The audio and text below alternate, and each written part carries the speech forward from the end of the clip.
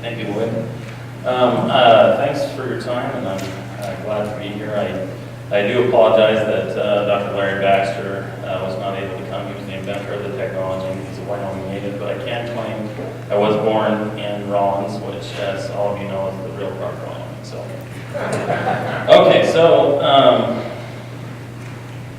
okay, so just to get started, and then also I should mention that we have the president of our company, Andrew Baxter, also here today, so he can field the questions also. So the company, Sustainable Energy Solutions, it was founded back in 2008 under, like Larry Baxter had invented this technology around carbon capture, and he decided rather than just licensing it out, that he would start a company to develop it so that it could kind of maintain his vision and what he thought the energy infrastructure should contain. So it started out at Frankman University. We had some initial funding out of Europe from Dong Energy, and also some of our initial funding came from the Advanced Conversion Technologies Task Force here in Wyoming. And so we're really grateful for that support from here in Wyoming. And about the same time, we obtained funding to develop another process, I guess a different flavor of the cryogenic carbon capture through the Department of Energy, their RPD program. And since then, we've obtained more funding to develop the energy storage concept that we have around this carbon capture.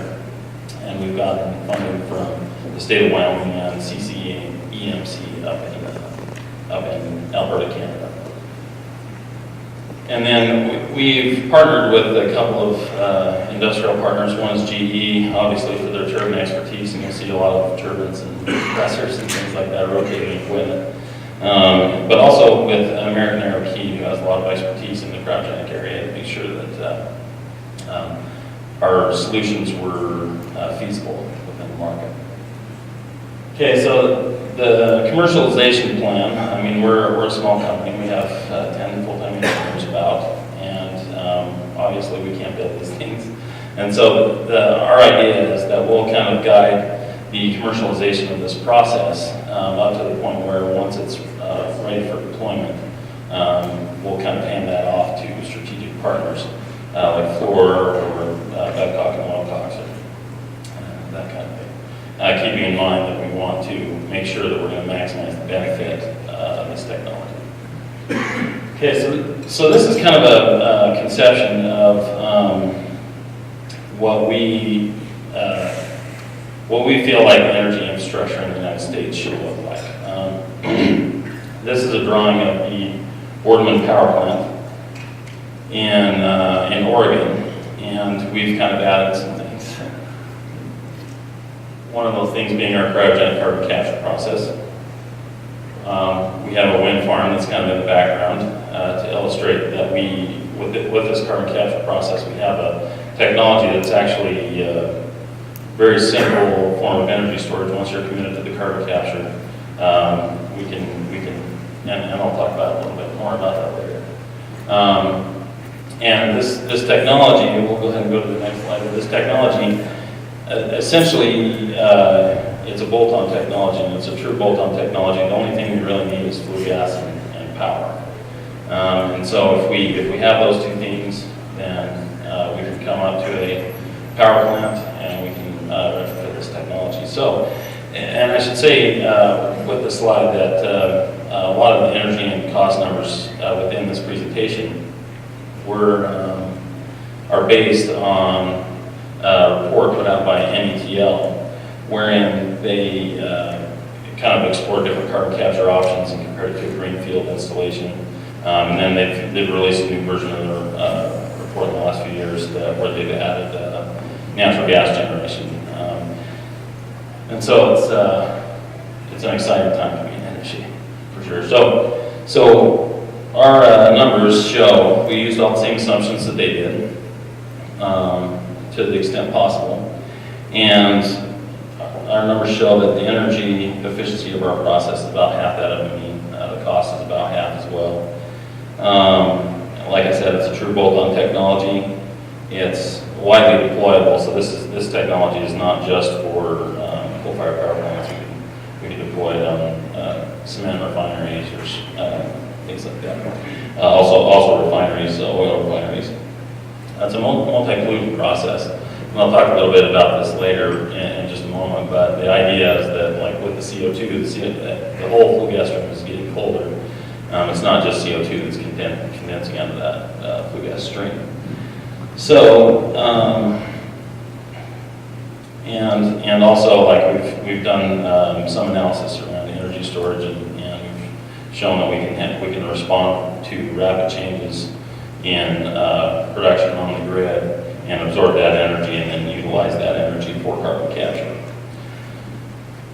So So back in 2008, I had lab development, and we'll keep in mind that like during this time, the industry has changed a lot. But we had lab development, and then we had the bench development that was actually sponsored. The bench development was sponsored by the Advanced Conversion Technology Task Force here in Wyoming. We are currently working on 2 skids, one for our CO2 process, one for our ECL process, and those should be finished sometime this summer. Actually, by the end of the summer, both of those will be operating, and we'll be taking those out to test them at the National Carbon Capture Center, and as well as other places. Hopefully, we're in the works on one here in Wyoming. And at the same time, we came up with this energy storage process, and so we're trying to catch that energy storage up to the same level of maturity as the carbon capture processes. And we're making very good progress on that. We're well ahead of schedule. We're currently working on getting funding for our pilot scale demonstration. We're kind of on a short list with the Technology Center amongst that.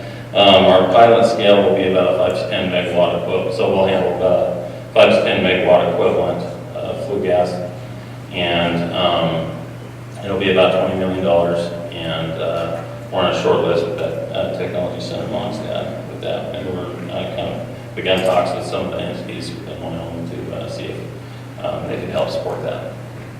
And then lastly, we'll have our commercial demonstration. Once we've proven, with our pilot demonstration, we'll be able to prove out all our energy numbers. We'll be able to show that it's significantly more efficient than some of the other competing technologies, and at that point, we'll be able to move on to commercial demonstration. So this is kind of our this is the most simple way that we can present our processes. So these next 2 slides, but I'll kind of go through it with all of you. The basic idea is that the flue gas comes in at the front, and then we exchange heat with the ambient environment, and a lot of the moisture within the flue gas actually drops out. And actually, at that stage, we've done some analysis, and we think that essentially this process will be water neutral. We're gathering just as much water in that step as we use in the process. And then after that, the flue gas is then compressed. It's a very large compressor, but it is doable. And then it begins to cool down. And in the process of cooling down, like I mentioned, it's not just the CO2 that starts to come out of as a solid or liquid. You get other condensable pollutants with the exception of nitrous oxide and carbon monoxide. And so you continue to cool that off. You have one small makeup refrigeration loop where you cool it down just a little bit further. You can then separate the solids out of the flue gas stream. And then the last thing you do is you expand the flue gas, and then that gets up to about the last 30% of the solid CO2 that comes out. We take the solid CO2 and the nitrogen-rich stream, and then we use those, like essentially all we wanted was the separation, right? So we have these 2 cold streams. We can recuperate all the energy that we spent on getting those things to cool down, and we can put those back to this heat exchanger, and then we can deliver the CO2 and the nitrogen. Okay, so here's our other process. This is called the ECL processor. external cooling loop process. And essentially what we do is we move the compression away from the flue gas, and we have a refrigerant loop. And again, the gas comes in, we cool it down with ambient heat, we gather the water, and then we cool down the flue gas against the refrigerant. And then we capture the solids, and then we use the solid CO2 and we melt it, and as well as the nitrogen to cool off the warm side of the refrigeration or recuperate all that energy. Okay, so and I'll just mention with this process that one of the advantages of this process is essentially all we need to capture the carbon is a cold refrigerant, and that will come into play in a moment. So one of the challenges that we had initially with these processes is that most heat exchangers don't handle the formation of solids within them very well or at all. And so we kind of had to come up with new ways that we could transfer heat to the flue gas and capture the solids without fouling the heat exchanger and without reducing the performance of the heat exchanger. So what this is we call this a bubbling heat exchanger because engineers are so good at naming things. And what we have is we have flue gas that comes in at the top, or excuse me, not flue gas, but a cold cryogenic liquid. It's a hydrocarbon. And it comes down, and then the flue gas bubbles up on the bottom, and we have stages within each of these. And so to try to create a temperature profile that doesn't generate so many losses. And so we have the flue gas coming up, and then the cold contact liquid is going down to each one of these stages. And then within that contact liquid, we're gathering the solid CO2, and then the cold nitrogen leaves on the top. So that was one of our major technological breakthroughs. We've got a lot of experience and many hours of runtime on these, and we find that there's very little degradation in the performance of this heat exchanger. So now I'm going to move over a little bit more to the modeling. This modeling, again, it was kind of based, or we used as our base case the models that the NETL did, where they were exploring carbon capture, and we used all the same assumptions that they did, and then we're kind of comparing against the mean. So the case 12, what they call case 12 in the NETL report is the amine case, and then these are our processes. So this is the ECL process, the one we just looked at, and the CFG one prior to that. And so you can see there's a significant reduction, and we've got those numbers down a little bit more, but we're still in the process of verifying those numbers. And the parasitic load on the power plant, there's a significant reduction for both of those processes. This last one that we call CCC CFG integrated, essentially what it is, there's some things that we can use. For instance, we can take, because we're going to capture all the SO2 anyway, we can take the FGD off of the power plant, so we can build a new greenfield power plant with this process with it. We can capture all the SO2, and so the need for that is not there. As well as we have a very dry nitrogen stream that we can use for evaporative cooling and increase the efficiency of the power plant. So, and those are just two of the integrations that we can use, and that's shown there. Okay, so then we look at the cost, and so what this is the incremental cost. So in other words, because the price of power is so different across the country, this is the increase in the cost of producing that electricity over whatever your generation cost is locally.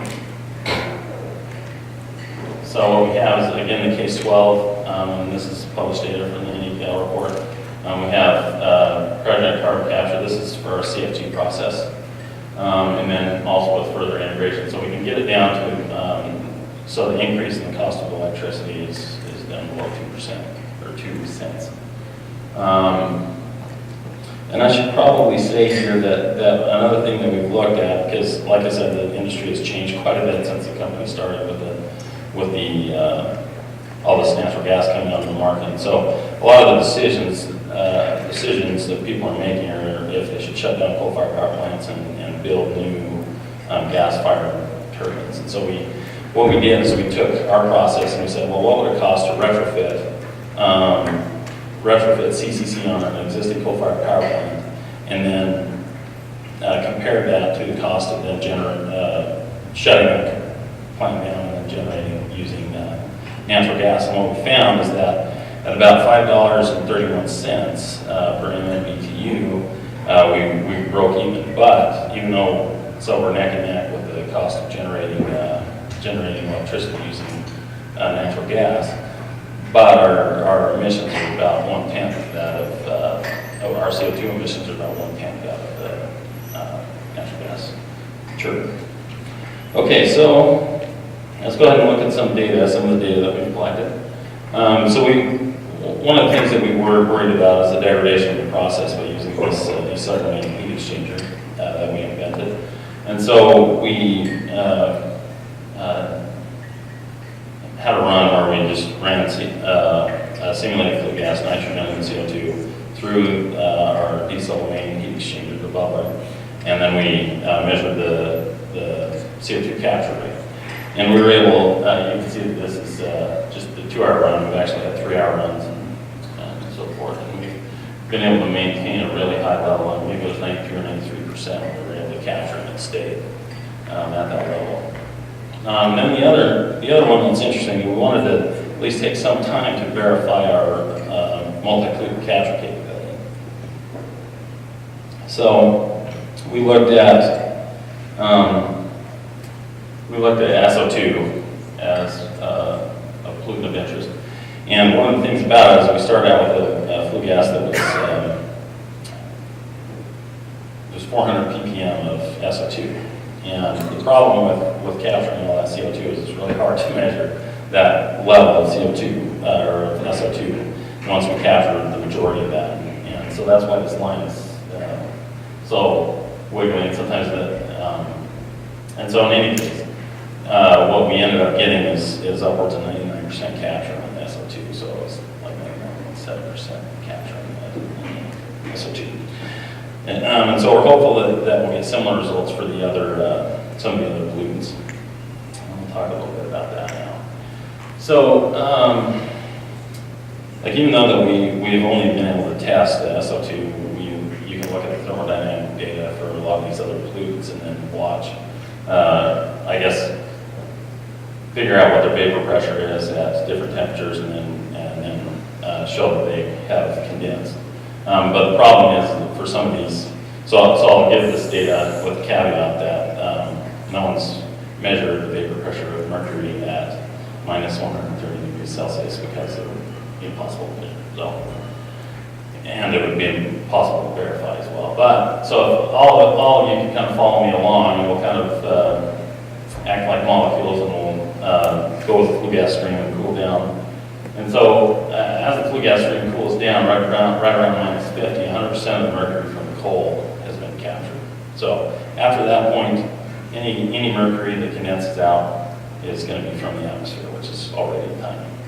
So, and then it continues to go down, and right around this black line represents 90% capture. So essentially you have to bring the flue gas stream down to almost minus 120 to get the 90% capture, and then I'll direct your attention to this plot over here, or this table over here to the right.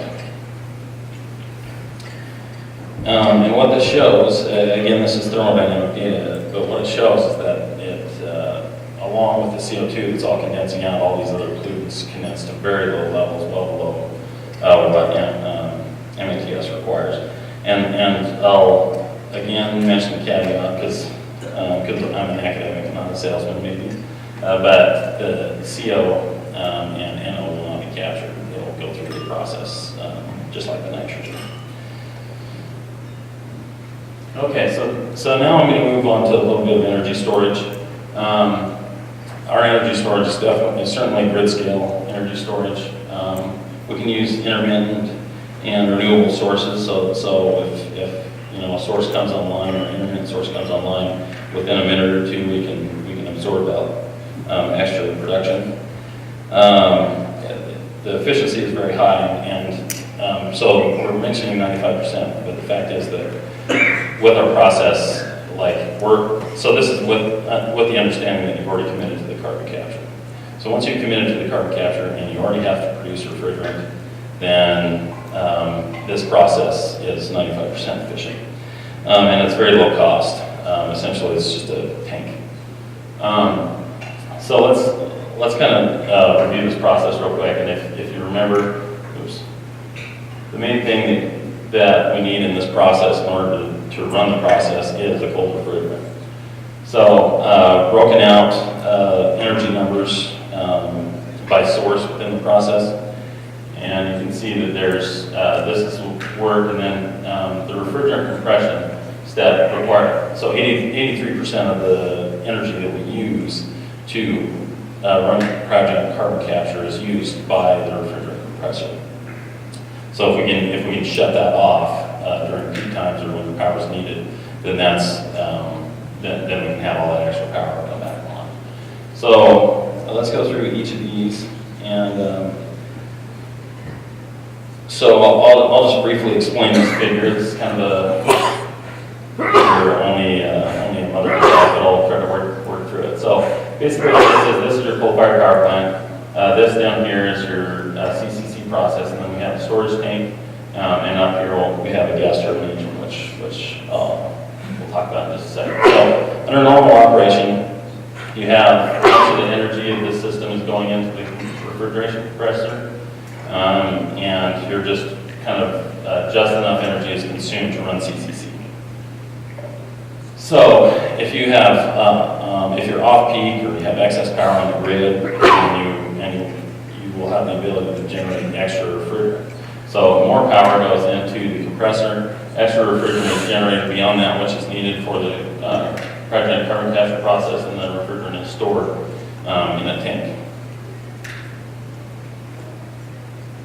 Okay, so and then when that power is then needed on the grid or needed for another purpose, we can shut off our refrigeration compressor. I shouldn't say shut off, but we can idle it, and we can use the natural gas that we stored from this tank and we can use that to drive that 83% of our process.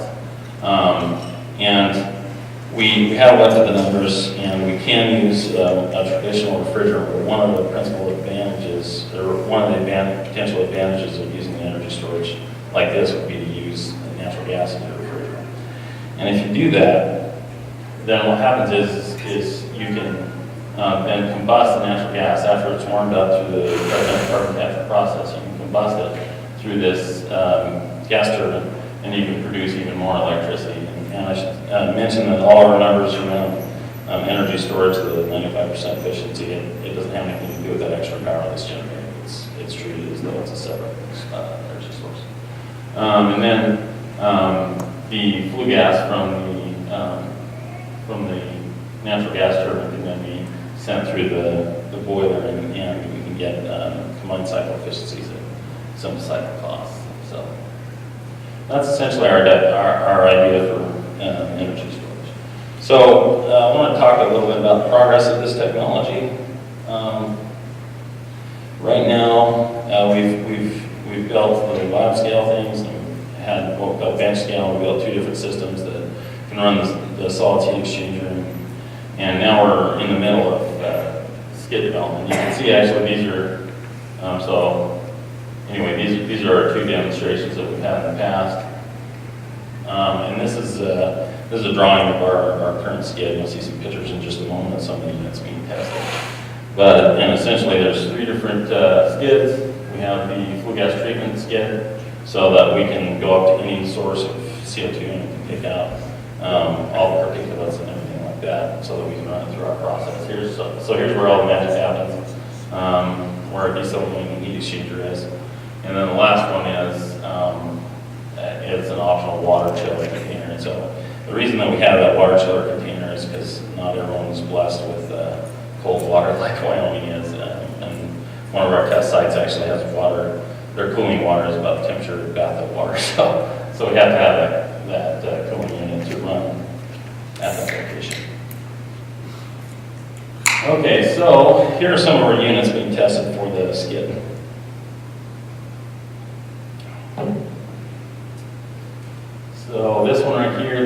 is that bubbler that we looked at earlier, and it's covered in frost because we didn't want to insulate it just yet to kind of make sure everything's working out and we can chase down leaks and so forth. And it's being tested, and we've gotten good results from that. What this is I don't know if any of you do have questions on this, but one of the things is that our CO2 ends up being entrained in this hydrocarbon. And so we have to have a separation step after that. And this is that separation step. This is a screw press that's pressing the contact liquid out of the solid CO2 as one of our separation steps. And then this is just another view of a solid heat exchange.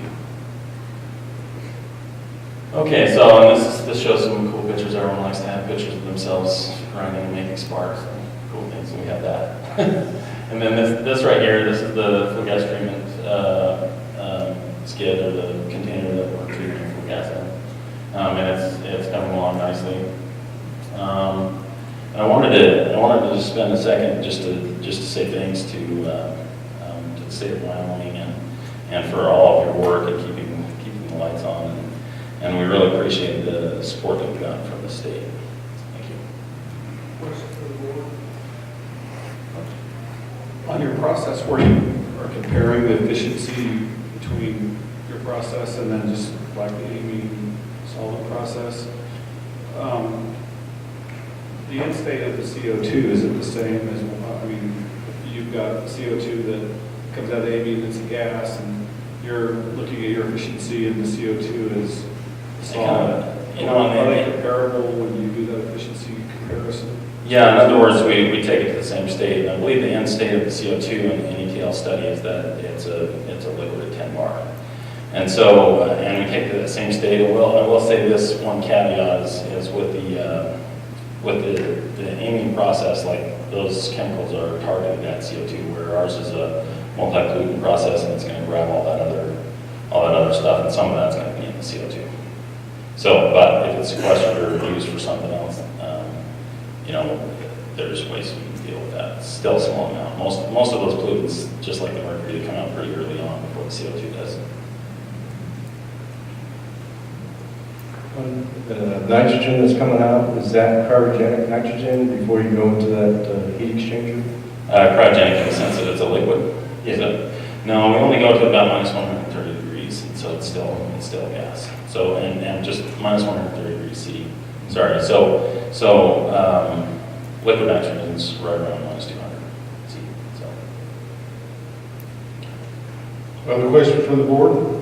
Question from the audience, please. And we do appreciate the questions from our stakeholders. Yeah, I'd like to ask, what do you plan to do with the tons of the carbon dioxide? Do you have that built into your way you're looking at things? Yeah, we don't. So, we have different opinions about what could happen in carbon dioxide, but and there's been different estimates, but like the estimate that we go by is that about 80% of the cost of carbon capture and sequestration is in the capture, and so we're just focused on the capture. Did you want it? No, you're welcome to it. Any other questions? So I have a question. So in my opinion, which is not reflected in the state of Wyoming Infrastructure Authority or Board of Directors, I think the last thing we're going to do with CO2 is put it in a non-porous reservoir and leave it there until the end of time. There's too much work being done relative to using that CO2. Obviously, it has great use for EOR. So my question is, that 2 to 3 cents to capture the CO2, is that is not net of any revenues that you would get for the CO2 itself? That's just for we've gone through it. It's capital cost and the amortization of the equipment and everything. It's just the cost of grabbing that CO2 and then applying it to it after that. Last chance. Listen, got one question? Then along those lines, what's your cost per ton for CO2 capture? I don't know those numbers off the top of my head. Do you know those, Andy? It's so it's a little less than $25 a ton is what it comes out to instead of cost of electricity, you do it at $300 per ton. And we get down to 20, maybe in our optimistic, but